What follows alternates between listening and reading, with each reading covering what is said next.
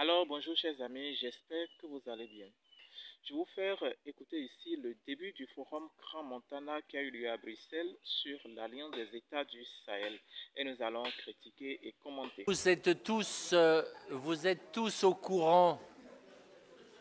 Il a disparu, monsieur Manservisi. Ah non, il est là. Je suis très heureux d'avoir pris l'initiative avec nos amis et monsieur Frassa qui est très bavard, d'avoir pris l'initiative de cette réunion. Vous savez tous ce qui se passe dans le Sahel. Vous savez tous combien cette région souffre actuellement. Vous savez tous que l'Afrique bouge, notamment l'Afrique de l'Ouest.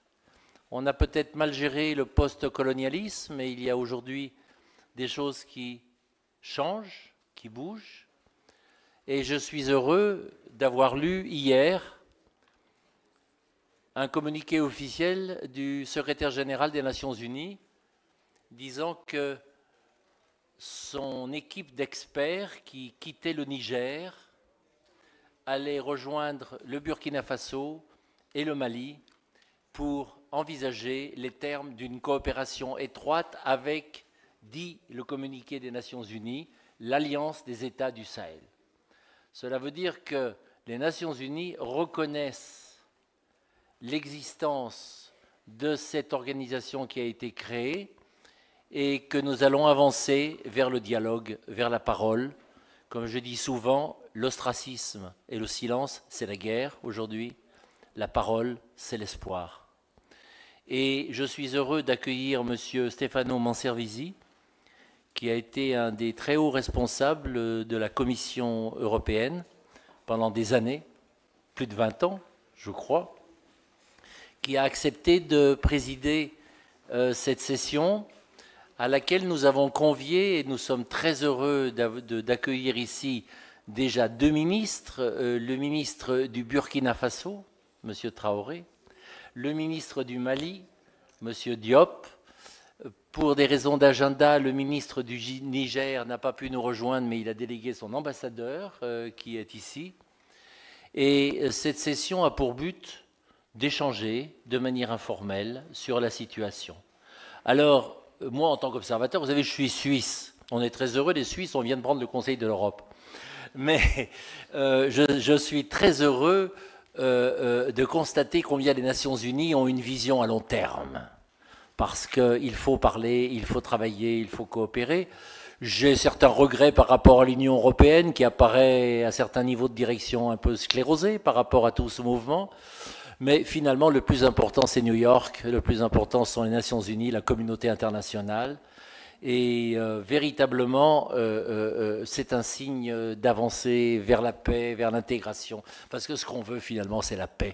Que les gosses puissent manger, qu'ils puissent circuler dans les rues, qu'il y ait la sécurité et que tout aille bien. J'espère que vous avez tous suivi le début du forum. La question que moi je me pose est celle-ci.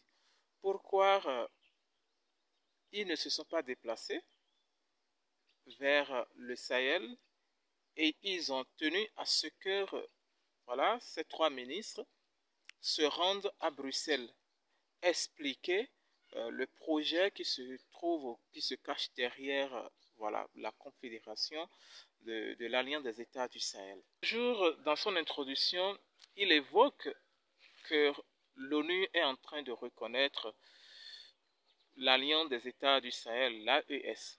Bon, moi je me demande, est-ce que l'ONU a le choix? Qu'elle reconnaisse l'AES ou pas, je pense que voilà, cette alliance, cette confédération va continuer à exister. C'est pourquoi je voudrais surtout que vous suiviez la vidéo et que il évoque et il invite les dirigeants européens à reconnaître la mauvaise gestion de la période post-coloniale. C'est-à-dire quoi?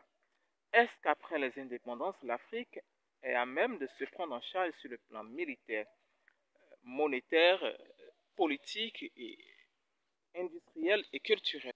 Sur le plan économique et monétaire, je ne pense vraiment pas que la France ait pu faire quelque chose dans l'intérêt de l'Afrique. Parce que, bien sûr, après les indépendances, La France a imposé une monnaie coloniale qu'on appelle le franc CFA aux Africains, dont elle continue de détenir les réserves de change au trésor français. Ce qui ne rend pas du tout libres les Africains sur le plan monétaire. Ça, c'est le premier aspect de la mauvaise gestion de la période postcoloniale. Sur le plan sécuritaire et militaire, l'on voit également la France et les États-Unis continuent de nourrir la volonté de continuer à répandre leurs bases militaires un peu partout en Afrique, comme si les Africains ont des bases militaires en Europe ou aux États-Unis. Et il faut que nos dirigeants prennent conscience de cet état de choses. Tant que les bases militaires vont continuer à être répandues en Afrique, voilà, ils ne seront pas du tout bien vus du peuple.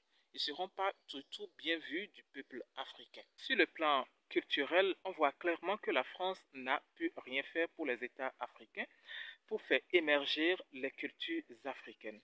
Si ce n'est pas sa langue qui est imposée comme langue officielle dans ces États de l'Afrique francophone et étudiée dans toutes les écoles et universités de l'Afrique francophone, traitant les langues africaines de langues indigènes. Et je pense que c'est tout cela qui nourrit aujourd'hui le sentiment de haine et de révolte vis-à-vis de la France. Il faut comprendre, les Africains ont juste la soif et la rage de s'affranchir.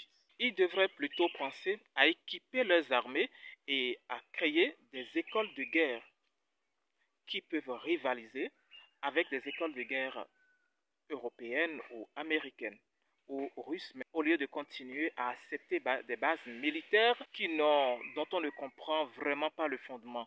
Chers amis, ce sera tout pour cette vidéo. Dites-moi ce que vous pensez de cela dans les commentaires et à très bientôt pour une nouvelle vidéo. N'oubliez pas de vous abonner si ce n'est pas encore fait et likez la vidéo si vous l'avez aimée. À très bientôt.